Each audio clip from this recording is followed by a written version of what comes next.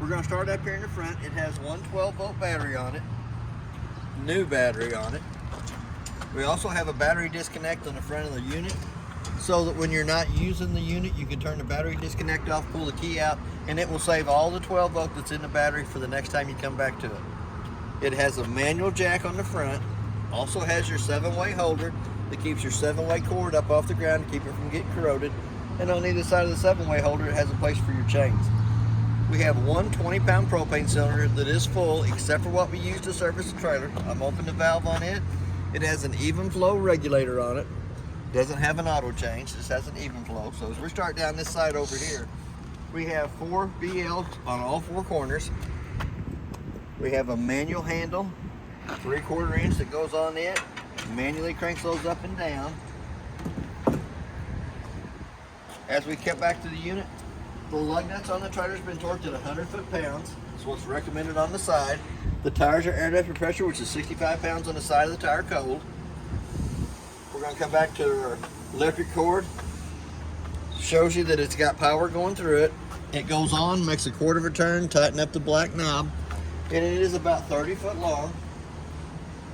It's plugged into the building over here. We're going to come back to our dump station. We got 2 valves. You got a 3-inch valve, which is your toilet water. You got a 2-inch gray valve, which is your kitchen sink, bathroom sink, and shower water. You'll always want to pull the 3-inch valve first.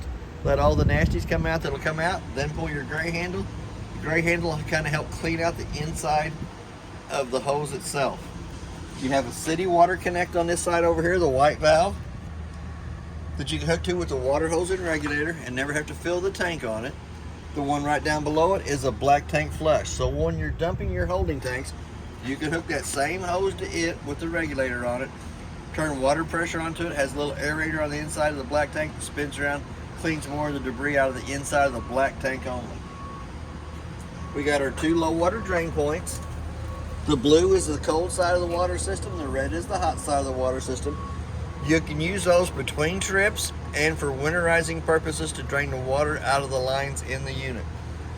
We also have a park cable hook up here on the back, so that you're somewhere where the park that has cable, you can hook to it and you'll have the same cable they have at the park where you're at. It does have a prep for a extendable ladder from Lippert on the left-hand side. It also has a backup camera connection that if you wanted to buy the backup camera that hooks to it, so you can see behind the unit. You have your spare tire on the back. I'm going to put you a cover on it that says Parkland RV on it. We just got them in the other day. But you also have an outside shower that gives you hot and cold running water at the back of the unit. As we step down along this side here, we're going to open it up. It does have an outside kitchenette in it. Refrigerator. That refrigerator is 110 only, has to be plugged into the 110 line on the unit for it to cool down. We also have an outside grill. Pulls out, does have a gas line on it already that comes over, hooks to the gas connection here. Quick connect like an air hose is, but it does have a T-handle up on top. That T-handle has to be turned in line with this line to get gas coming from it from your propane bottle up front. Even though you do that, sometimes you have to try to line it 2 to 3 times with your striker here on the front. You'll turn it, hear it click, hold it in position for about a minute, turn it back off. Second time you click it, it should light. It could take up to 3 times for it to light. But it also has a little handle that comes out, holds it in place, keeps it from coming open. Flip it up, slide it right back in. It does have a USB port on the outside kitchenette for plugging your cell phone in so you can listen to your tunes while you're cooking on the outside. Has a 110 outlet on the outside that is GFCI protected by the outlet in the bathroom. We got your stove vent for bringing smoke from the inside of the unit out. Has 2 little tabs, lifts it up, allows the flapper to flap. But when you're traveling down the road, you'll want to push those back in, click it back into place. We're going to go to the outside of the hot water heater. Hot water heater is gas only. So you want to pop the pop-off valve at the top. Make sure you have water coming out of it before you light it on gas. Also has a drain plug down in the bottom for draining the water out of it in between trips for winterizing. That drain plug is also called an anode rod, and the anode rod draws all the impurities out of the water to it, eats up that rod instead of eating up the inside of the tank. They're usually good for 2 years or about 10,000 gallons of water, but that is where you'll drain the hot water heater for winterizing purposes and in between trips. You also have your freshwater fill on this side over here. So you can fill your tank right here. It does have a line right down below it, little white cap is where it will drain at. Outside of your furnace, it's going to suck cold air in the bottom, hot air at the top. I always suggest putting a mud dauber screen over the outside of the furnace for the simple fact that mud dauber screen is less than 20 bucks. Excuse me, it's $145 an hour for every hour that I have to take the furnace out to clean the mud daubers out of it. So that's really worth its weight in gold. This is the other side of your through compartment up front. Put a lot of good goodies in there, a lot of snacks, extra supplies. Also has a solar panel hook up here on the front, but you can buy the little solar panel that sits out in front of the trailer that will recharge the battery on the unit only. We're going to go back in here. I should have showed you the steps. The steps are pretty easy. Grab a hold of it, slides out, grab a hold of the handle, flip it up. You never want to go above the bar, you always want to grab the handle. We're going to go inside the unit. It does have a fire extinguisher as we come in. We'll go ahead and run the slide room out. In running the slide room out, you always want to make sure there's not a tree or a vehicle parked up along the side of your unit.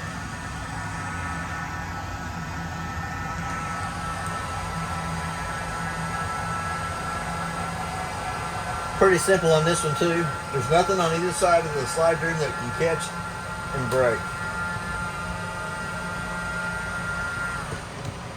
We're going to go right back up to the very tip top of the monitor panel. We're going to check your battery life. Shows you fully extended. That's not really accurate. The 110 line's plugged up on the unit. It's always going to show you that. To get an accurate reading of the battery, have the 110 line unplugged and then push your button. Freshwater tank is your next one over, and it's going to show you at least 2/3 in it because it's still got water. It's got 2/3 of a tank in it. As it fills up, it'll show 1/3, 2/3 full. Black tank, which is your toilet water, is empty. Gray tank, which is your kitchen sink, bathroom sink, and shower water, is empty. We're going to come right down to the red buttons right down below it. The first one on the left-hand side is the water pump that turns the water pump on between the freshwater tank and the faucets. The second one is the gas side of the hot water heater. When you turn it on, the little red light up here is going to come on. It's going to show you that it takes about a minute. It's going to go off, then it will go through 2 lighting processes to light on gas. For any reason it doesn't light on gas, that little red light's going to come back on. Tank must be still hot. First set of lights is your awning lights on the outside. Second set of lights is your lights right here above us. We're going to come down to the toggle switches right down below. We're going to run them out. We'll have to close that door just a little bit. We'll go ahead and run that awning out.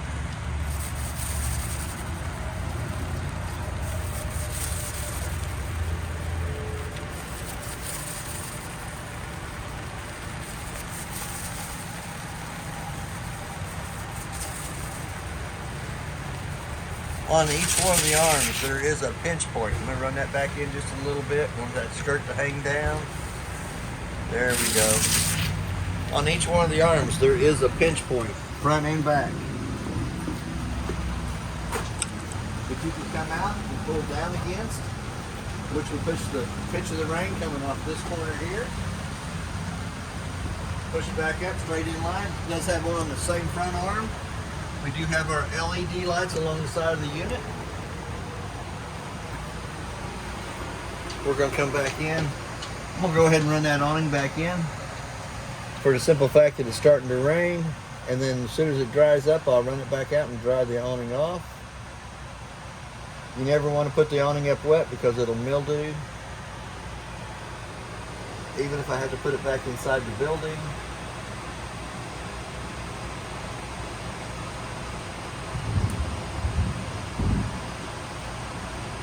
A little thunder there.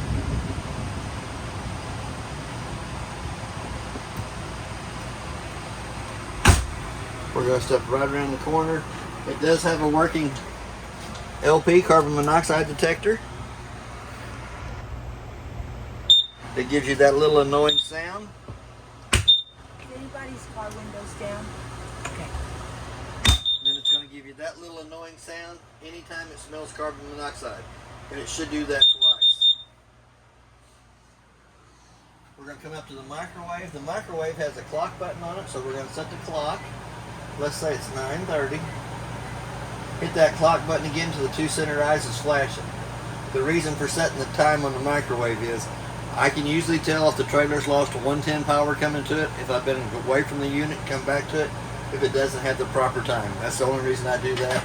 I usually warm my coffee up in the microwave when I'm working on the units. That way I can tell that the microwave does heat up. We're going to come right down to the stove vent. Does have a light for the stove top and does have a fan. For the fan to work properly, the 2 tabs on the outside vent have to be lifted up, allows that flapper to flap back and forth. Does have a glass stove top up. We're going to fold it up 2 times up out of the way. We're going to turn the little white button on the right hand side on. Illuminates the valves on the handles. We're going to turn it to where it says light. Once it lights, you hold it in for just a minute. Piece that thermocouple up, causes it to work. We're going to turn that right back off. We're going to turn the button back off. We're going to wait for a few minutes till the griddle gets cold enough you can touch it with your hand before we lay the tempered glass back down over the top of that. Right down below it, in the top drawer, this is one of the most important pieces of paper in the unit. Appliance information sheet.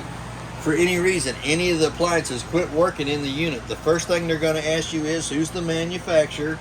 Then they're going to ask for a model and serial number. That is all on this sheet for everything that's in the unit. All the rest of the paperwork is in this bag here. We also have the controls. Put that in your cordless drill. Come up in, the motor's up right behind the slide room, and you can manually crank that room in or out for any reason you need to. That is the manual crank for the slide room. And let's put that right back down in there. Stove or furnace is right down below it. We can go ahead and try to light it. All you have to do is turn the temperature up for it. Automatically the fan's going to come on. Here in just about a minute we're going to hear a little click, click, click, click. And there is a glass eye in the front of the vent that you can actually see the flames burning in it when it lights. There's the clickety click click, and there's the yellow of the furnace being lit. We're going to go ahead and turn that back off. Even though we turn it off, the flame's going to go off. The fan's going to stay on for anywhere from 5 to 7 minutes. It thinks it's got its chamber hot, so it's going to run until it cools the chamber down before the fan kicks off. We have a light above the sink that has to be turned on by hand, a little push button in the center of it. We also have a USB port and a 110 outlet. Here again, you got your little sink cover. We'll slide it over to the side. On your faucet, you have hot water on the left side, cold water on the right side. You have to turn it to the cold side and pull back on it for it to have water come out of it. Same way on your hot side. It's always good to show you that because most people don't know to pull the handle back to make the water come through. We're going to go underneath here. If you take this panel out right here, you can access into the back of the hot water heater. Hot water heater has 2 white valves on it. Both white valves are pointed towards the hot water heater right now. When you get ready to winterize, you'll turn those valves sideways, which makes a loop at the back of the hot water heater so that you don't have to fill the hot water heater with antifreeze. We'll slide right back out for a minute. It does have a little panel down here underneath the refrigerator. It says for winterizing purposes. Take those 2 screws out. It accesses you into the water pump. The water pump has one of those white valves on it that you turn in line with the hose with the cap on the end, sticks down in your antifreeze jug. Take your cap off, stick it down in your antifreeze jug, turn your pump on, and it will pull antifreeze through all the water lines inside the unit. You still have to lower your low water drain points to get the water out of that, to have antifreeze going to it. You still have to turn the 2 valves on the back of your hot water heater so that you don't fill the water heater with antifreeze. We're going to come back up here to the top. It does have a freezer and a refrigerator. The settings for the freezer is in the top, in the back. The temperature is set in your refrigerator by the push buttons on it. You got 1 to 5 settings. There is a little paperwork left in the bottom of the refrigerator. It's always good to read that to make sure that you know how to operate the refrigerator. Pretty simple on this one. This refrigerator will open either way, top and bottom. So it don't matter if you're right-handed, left-handed, you can still get in the refrigerator. I think that's pretty cool. I do too. We're going to go right down below the refrigerator. Push the button on the box here. You got your breakers on the left-hand side with your 30 amp main being your first, your 20 amp being your air conditioner. Then you have the two 15s and then another one here. All your car fuses on the right-hand side, starting from the top to the bottom, are marked. They're marked on the lid right here. Should have a red light on the right-hand side. For any reason one of those 12-volt fuses blows, it'll have a little red light on the right-hand side that you can actually see through the griddled vent on the front. Each one of the bunk ends has a light in the top of it and a USB port, so the kids can charge their cell phones, play their video games. Same way with your bottom bunk. We're going to step off into the bathroom. Excuse me. We do have a light above us that has a little push button in the center that turns it on and off. You have your GFCI outlet in the bathroom by the bathroom sink. Here again, the sink works the same way. Left-hand side's hot water. Right-hand side's cold water. We have a single foot flush on the side of the toilet. Pushes water into it. Push all the way down, fills and dumps. Here again, you got the hot water on your left side of your shower. Cold water on the right. Comes up, clips into place. Pushes against it, pulls back out. Does have a knurled knob in the ceiling. Opens up, little black button turns the fan on. Little black button turns the fan off. Pull down on the handle, closes the vent lid there. We have a 2-shelf medicine cabinet on the right hand side. And we do have a little storage underneath the bathroom sink. Bathroom's pretty self-explanatory. We're going to shut that off. There is a place for a TV here. Already has the mount that mounts to your TV, mounts to that. It does have an antenna on top of the unit. It does have a little black button that turns the booster on. Connection here for the coax cable from the antenna down, and you also have one for satellite. If you hook to the outside park cable hookup, put your satellite dish out there, make to that connection there, and you'll have the satellite that your satellite will pick up. Right down, and it does have a 110 outlet to plug your TV into. It is prepped for Wi-Fi King extension. We do have a USB port. Pretty well showed you how this works. It is in the off position. If you crank it up, automatically the fan comes on in the furnace. You set it for whatever temperature you want. I'm gonna go ahead and shut it right back off. And that one's just for the furnace. That is just for the furnace. All the rest of the lights in the unit have to be turned on by hand. Have a little push button in the center of those. We're going to come back to the AC. We're going to run the compressor. High side of the blue side of it there. We're going to go low fan, high fan, low cool, and high cool. The air conditioner will vent out either side of the vents in the back. It does have 2 filters on either side. The cleaner you keep those filters, the more quicker it'll cool down and will maintain its temperature better. I used to do the rentals, and that was one of the main things I had to clean every time they come back was the filters. Keep the dust off of them, keep a little debris on them to make them smell good. But the cleaner the filters are, the quicker they'll cool down. We do have the tabletop. 2 pedestals comes off a bit, goes down between the 2 benches. Then your 2 back cushions on either side come over to the top of the table to make a smaller bed there.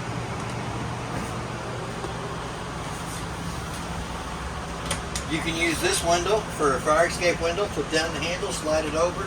Gives you this big of a hole to escape out of if you have to.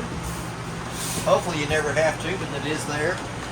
We're going to come up into the bedroom area. It does have a fire escape window on this side here. A 110 outlet to the left-hand side of it. Fire escape window is pretty self-explanatory. Grab a hold of the red connection here on the screen, pulls the screen loose. Red handle on the window comes open, slides through the bottom of the window frame, opens all the way up for access there.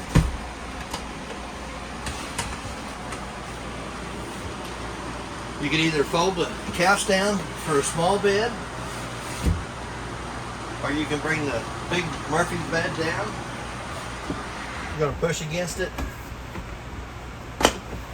loosens the lock, allows it to come down. We're going to pull down against the mattress, pull it out for the big bed over the top of it. You got a little cabinet space up above, a little closet space off on this side here. Does have a comforter that goes with the big bed. Has two little cushions that goes along the side of the couch when you're using it for a couch. There's two of those in here.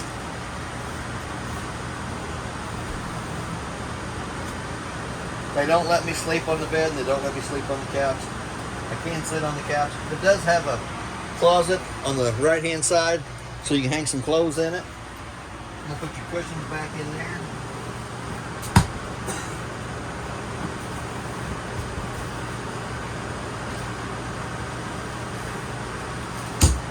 We're going to take and fold the table back up.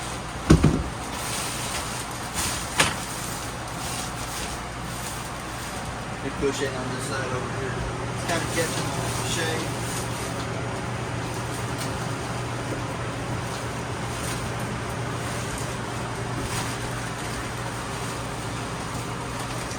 Got enough plastic on it.